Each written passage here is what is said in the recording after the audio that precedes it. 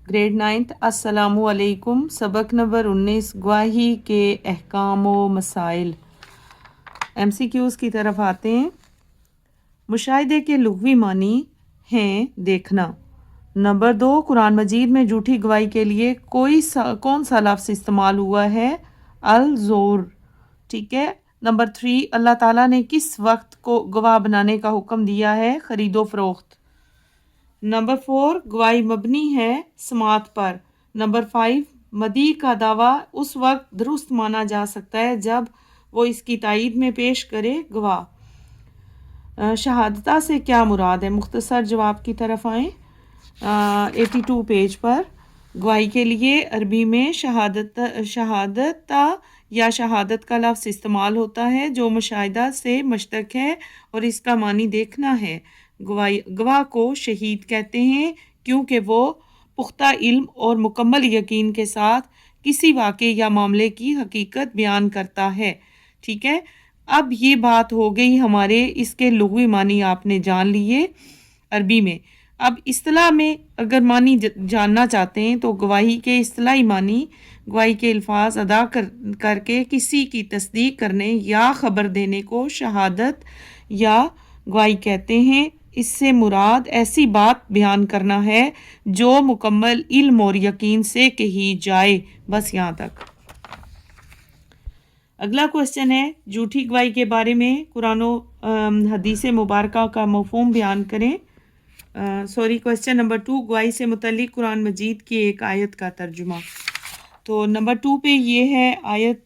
अल्लाह ताला आप लिखेंगे इरशाद बारी ताला है गवाही से मुतल्लिक जो आयत है कि अल्लाह ताला ने गवाही दी कि बेशक उसके सिवा कोई माबूद नहीं और यही गवाही दी फरिश्तों ने और अहले इल्म ने भी। बस यहाँ तक। ठीक। उसके बाद अगला क्वेश्चन है कि क्वेश्चन नंबर 3, झूठी गवाही के बारे में हदीस मुबारका का मफ़हूम बयान करें। तो आप कौन से पेज पे है? पेज नंबर 84 पर। यहाँ से आप लिखेंगे एक हदीस मुबारका है हज़रत मोहम्मद सल्लल्लाहु अलैहि वसल्लम से कबीरा गुनाहों के मुतल्लिक पूछा गया तो आपने फरमाया अल्लाह ताला के साथ शरीक ठहराना यानी कबीरा गुनाह है। माँ बाप की नाफरमानी ये भी कबीरा गुनाह है। कत्ले नाहक यानी किसी को नाहक कत्ल कर देना और झूठी गवाही जो है ये कबीरा गुनाहों में शामिल है। तो अब यानी अल्लाह ताला नबी पाक ने झूठी गवाही को गुनाह कबीरा करार दिया। यहाँ तक इसका मेंशन करें। ठीक। क्वेश्चन नंबर 4 है कि अगर आपको किसी दोस्त के ख़िलाफ़ स्कूल की अशिया को नुकसान पहुंचाने के इल्ज़ाम पर सच्ची गवाही देने के लिए कहा जाए तो आप क्या करेंगे? तो ज़ाहिरी बात है कि आपका बेशक कोई दोस्त है बेटा, हमेशा याद रखें कि आपने ज़िंदगी के हर मैदान में, चाहे वो स्कूल है, कॉलेज है, यूनिवर्सिटी है, मस्जिद है, कहीं भी आप किसी रोज़गार के सिलसिले में कहीं जा रहे हैं, हमेशा सच्चाई का दामन साथ रखें, सच बोलें। सच्चाई में ही कामयाबी है। हमेशा जो है जो भी बात कहें आप सच्ची पैमाने पे बात करें और मैं यकीन जाने कि आपको कभी नुकसान नहीं होगा। तो आप जब चैप्टर पढ़ेंगे तो आप इनमें से अपने अल्फाज में इसको तहरीर करेंगे। ठीक है कि मैं कभी ऐसा नहीं करूँगा कि मैं अपने दोस्त के लिए जो भी बात कहूँगा सच्ची बात करूँगा, चाहे वो उसको नुकसान पहुँचे या उसको फ़ायदा हो। क्वेश्चन नंबर 5, गवाही की कबूलियत के लिए बुनियादी शराइत क्या हैं?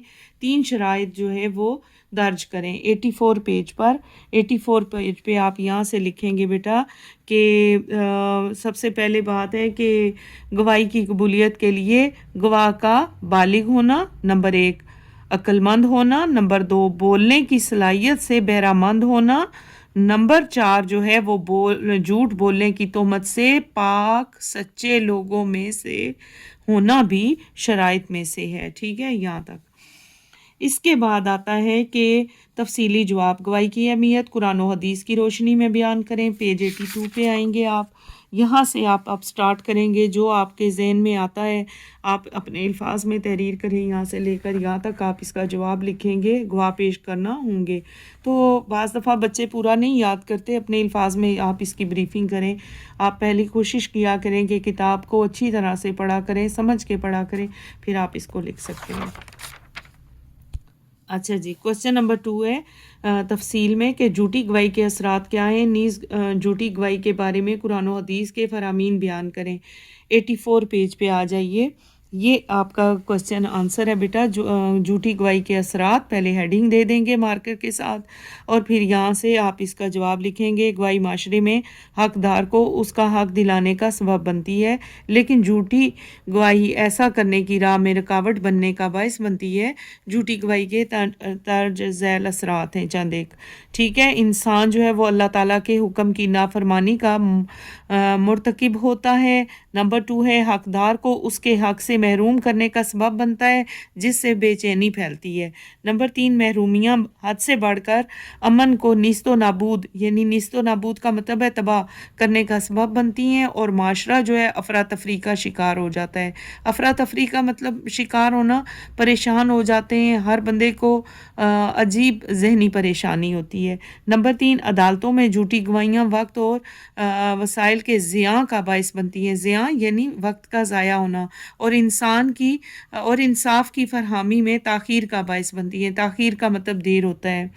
हमें चाहिए कि हम इन तमाम बातों से इज्तनाब करें, यानी रुक जाएं, बाज आ जाएं, जिससे बज़ाहिर वक्ती तौर पर हमें फ़ायदा हासिल होता है, मगर वो दरअसल वो काम जो है माशरे की तबाही का बायस हों, और इससे आखिरत भी ख़राब होती है। यहाँ तक आप लिख लें, ठीक है बेटा। और कोशिश करें कि ऐसा काम करें जिसमें अल्लाह और उसका रसूल राज़ी हो और दुनिया वाले भी आपसे खुश हों। ये आप अपने पास से ऐड कर सकते हैं। बहुत शुक्रिया। मेरा चैनल सब्सक्राइब करें, शेयर करें, और बेटा ये बाकी लोगों को भी बता दें कि मैम जो है वो पाक स्टडी उर्दू और इस्लामियात का पढ़ा रही हैं। अल्लाह हाफिज़।